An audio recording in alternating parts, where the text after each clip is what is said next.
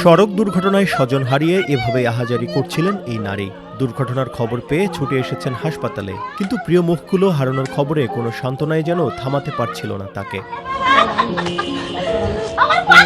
চৌরহাস highway থানা police জানিয়েছে 21শে ফেব্রুয়ারি দুপুরে কুষ্টিয়ার বাইপাস সড়কে একটি লরির সঙ্গে সিএনজি চালিত অটোরিকশার সংঘর্ষ হয়। এতে ঘটনাস্থলে একই পরিবারের 3 জন মারা যান।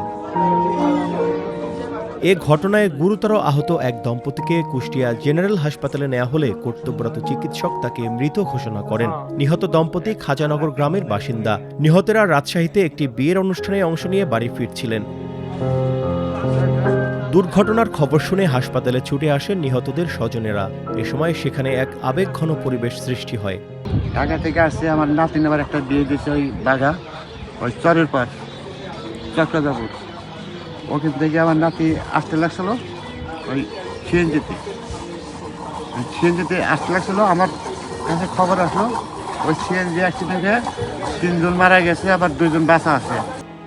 দুর্ঘটনার পর হাসপাতাল মর্গে ছুটে যান কুষ্টিয়া জেলা প্রশাসক ইকবাল হোসেন।